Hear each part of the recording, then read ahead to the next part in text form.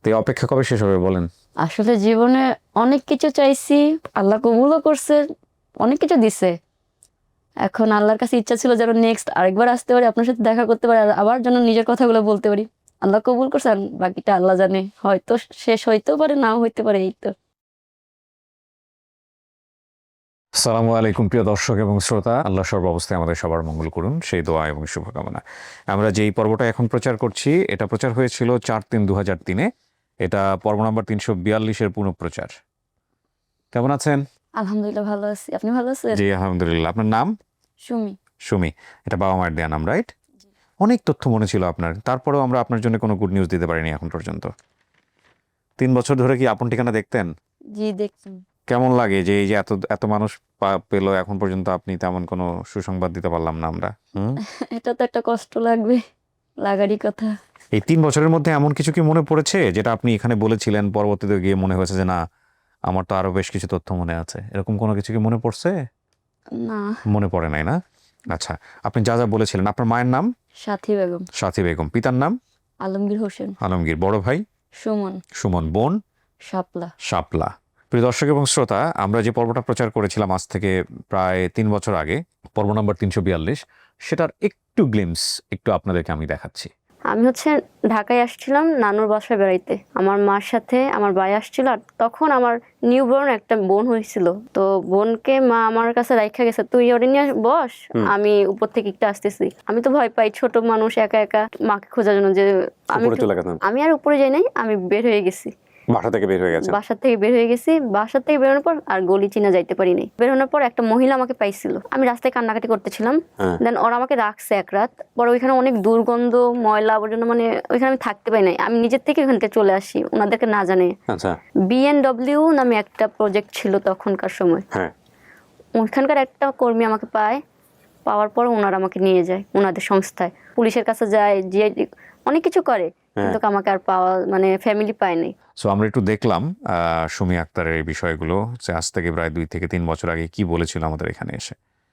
তো আপনার বাবার নাম আলমগীর হোসেন, মায়ের নাম সাথী বেগম, বড় ভাইয়ের নাম সুমন, ছোট বোনের নাম শাপলা, রাইট?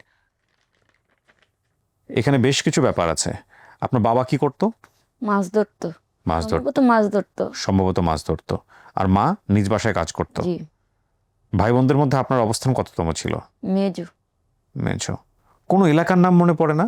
এলাকার নাম মনে পড়ে না, কিন্তু যখন ছোট ছিলাম তখন ফ্রেন্ডদের সাথে খেলতে গেলে, আমার একটা ফ্রেন্ড ছিল নাম নার্সিন, ওই বলতো কি যে আমার বাড়ি তো রংপুর, আমি বলতাম কি আমার বাড়ি পার্বতীপুর, মানে এরকম ওর সাথে পার্বতীপুর কি এরকম কথা বলতাম, এমনি আর কিছু মনে করে না। মনে পড়ে না।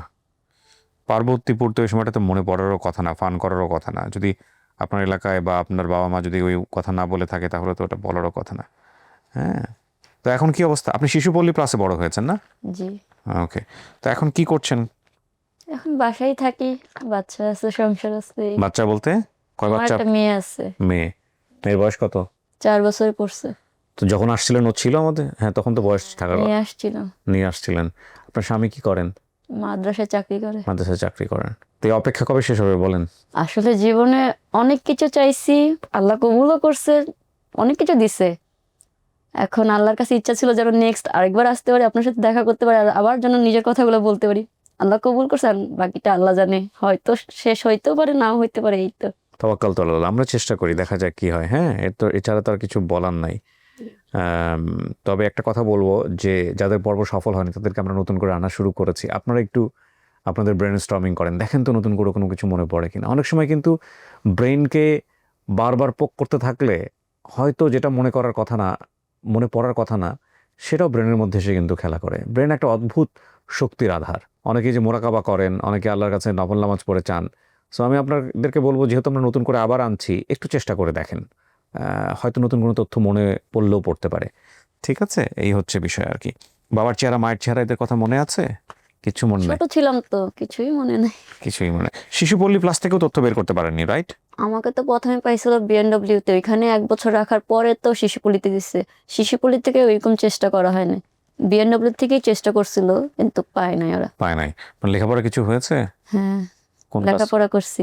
ওই এসএসসি কমপ্লিট করছি, ইন্টারে ভর্তি হয়েছিলাম কিন্তু কমপ্লিট করি নাই। কমপ্লিট করেন নাই। চলেন প্রিয় দর্শক এবং শ্রোতা, ছোট্ট একটা ভিডিও, ছোট্ট একটা রিলস বা শর্টস যাই বলি না কেন, সুমি আক্তার, ওর জন্য আমরা আবার একটু চেষ্টা করি। আসসালামু আলাইকুম। আর কিছু বলবেন? না, সব বলতে পারছেন? এই তো মনে আছে। ঠিক আছে, তাওয়াক্কালতু আলাল্লাহ।